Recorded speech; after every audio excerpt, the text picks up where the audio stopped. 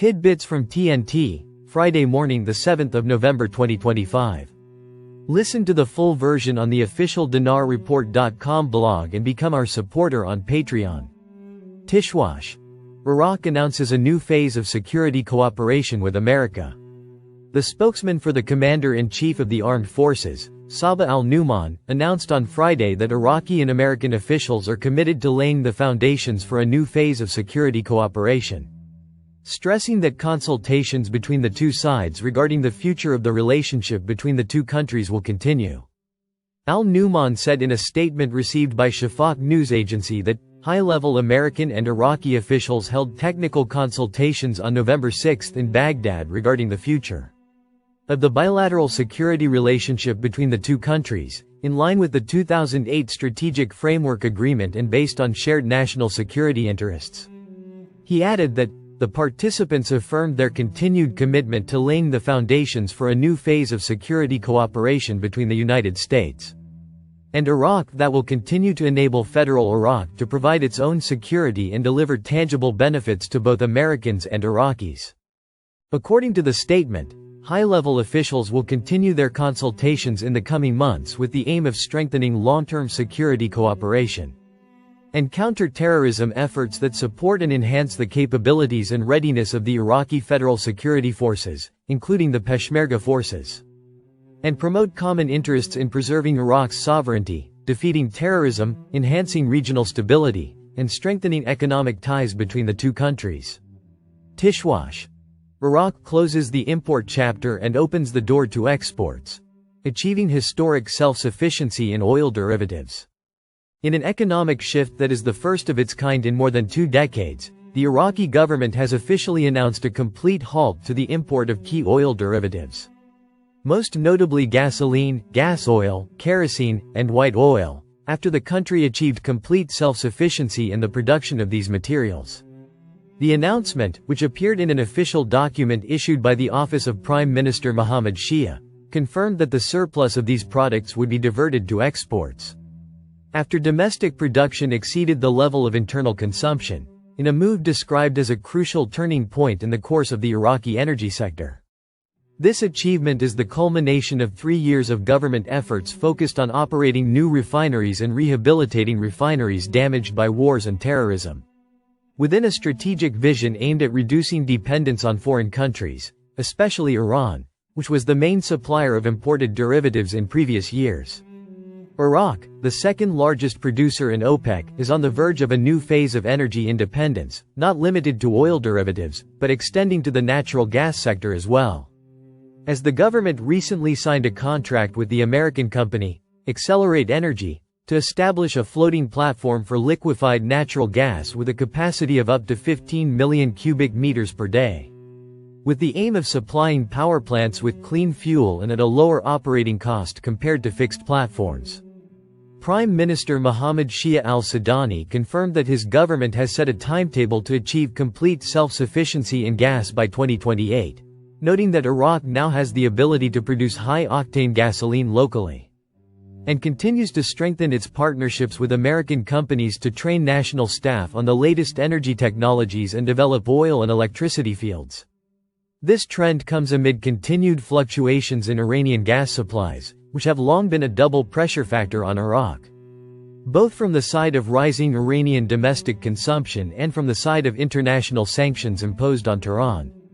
In the same context, Deputy Prime Minister for Energy Affairs and Oil Minister Hayyan Abdul Ghani confirmed that Iraq has managed to achieve a significant increase in production rates within the refining sector, enabling the country to reach self-sufficiency and reducing the need for imports to a minimum, with the expectation that imports will cease entirely by the end of this year. He pointed to the operation of huge projects such as the Karbala refinery, the rehabilitation of the Al-Sumud refinery in Beiji, and the opening of new units in the Chinese, Hadida and Southern refineries, most notably the FCC unit with a capacity of 55,000 barrels per day. While Iraq is moving towards full investment in associated gas by 2029, the minister revealed that its investment rate has increased from 53% to 74% since the current government took office, reflecting Iraq's commitment to implementing the decisions of the Paris Climate Conference. and reducing thermal emissions through renewable energy projects under implementation in cooperation with international companies, including the French company Total.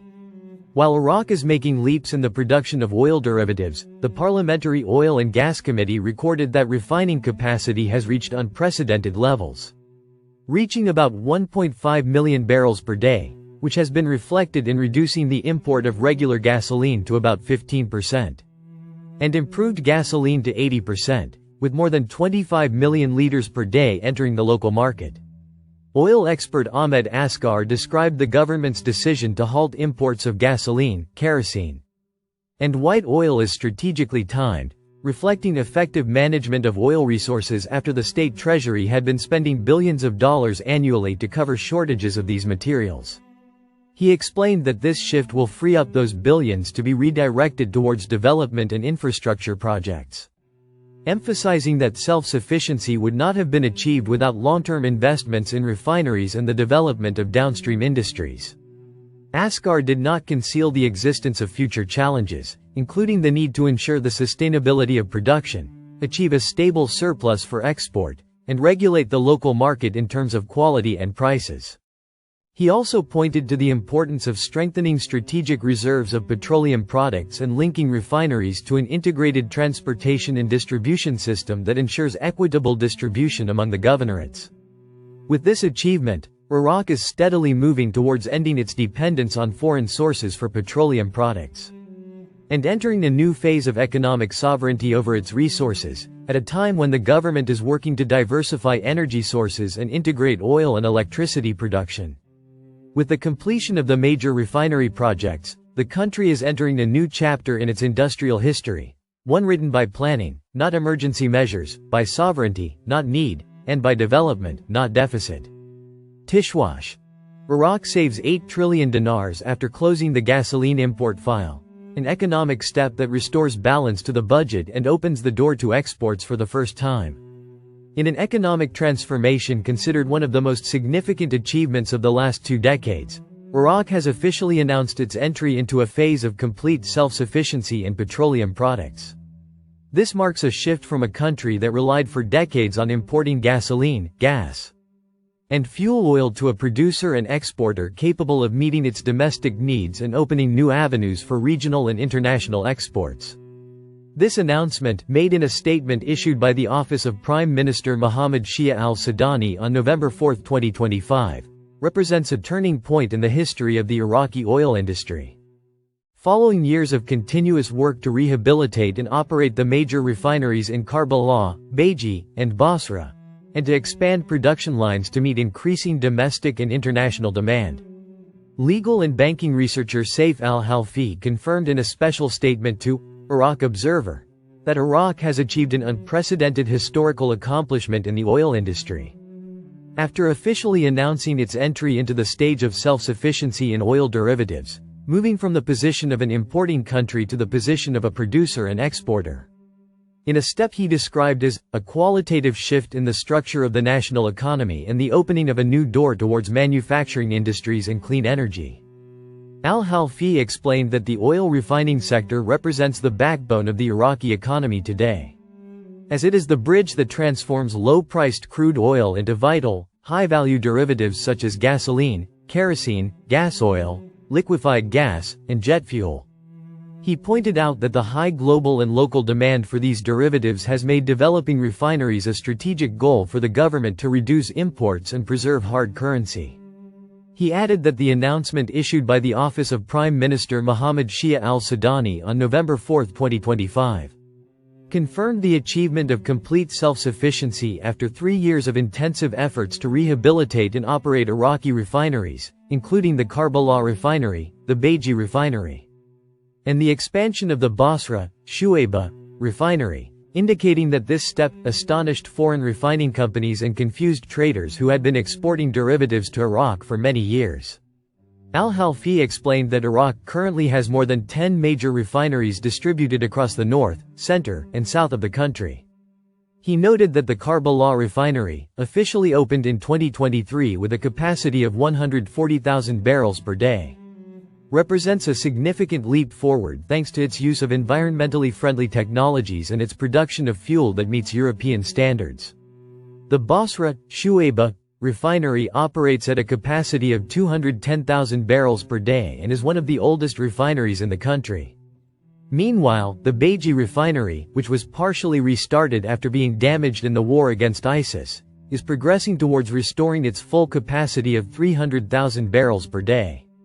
Al-Halfi pointed out that the projects of the Mason refinery with a capacity of 150,000 barrels per day and the Fao refinery with a capacity of 300,000 barrels per day will make Iraq a regional player in exporting oil derivatives. Especially since the Fao refinery is designed to be a strategic refinery for exporting high-quality fuel to Europe and America within the development road projects. He revealed that Iraq's current refining capacity is 1.3 million barrels per day, and is expected to rise to 1.6 million barrels per day upon completion of the projects. This will enable the country to export the surplus and generate billions of dollars in revenue annually. He also explained that reducing imports will save approximately $3 billion annually that was previously spent on importing refined products. In addition to bolstering foreign currency reserves and improving the national budget. Al-Halfi pointed out that this transformation will directly impact the lives of citizens by improving fuel quality and raising the octane level in gasoline to suit modern cars. In addition to improving the quality of kerosene and liquefied gas, and creating thousands of job opportunities in the fields of maintenance, operation, transportation and logistics.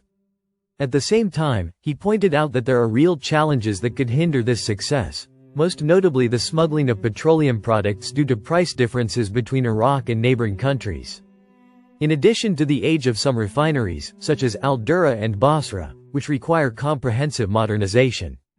He also noted the shortage of electricity and industrial water, which affects the continued operation of some production units. Calling on the government to establish a balanced pricing policy that encourages investment and maintains the economic viability of projects. He explained that the Iraqi government is working to link the new refineries to export and internal transport pipelines to ensure a fair distribution of derivatives between the governorates. In addition to encouraging foreign investment through the BOT partnership system in the Nasiriyah and Fao refineries, with the aim of enhancing transparency and operational efficiency. Al-Halfi stressed that this major development reflects the government's strategic vision of transforming from a crude oil exporting country to a country that manufactures high-value-added petroleum derivatives.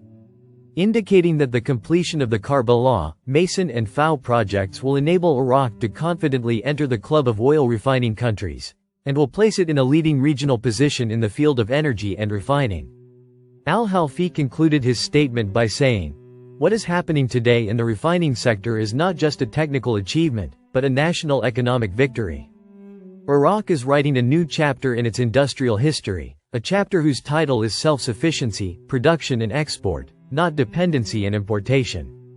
With this transformation, the country is getting closer to realizing the dream of cross-border refineries, to transform from an importer of fuel to an exporter of power. Iraq produces about 4 million barrels of crude oil daily, but until recently it faced a losing economic equation in the derivatives market. As it used to sell a liter of crude oil for less than 50 dinars, then import it later in the form of gasoline at a price of up to 1,200 dinars per liter. Before reselling it to citizens for only about 450 dinars, which caused annual losses estimated at about $6 billion, or about 8 trillion Iraqi dinars.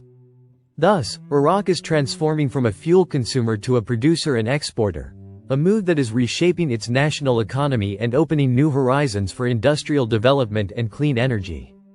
With the continued progress of the giant refinery projects in Mason, Fao, and Nasiriyah, the country is approaching a new phase where the Iraqi economy is being redefined by refined oil, not crude, and by revenues that will bolster economic sovereignty and lay the foundation for a future based on production, not dependence, and on strategic planning, not improvisation. Listen to the full version on the official dinarreport.com blog and become our supporter on Patreon. Source: dinarrecaps.com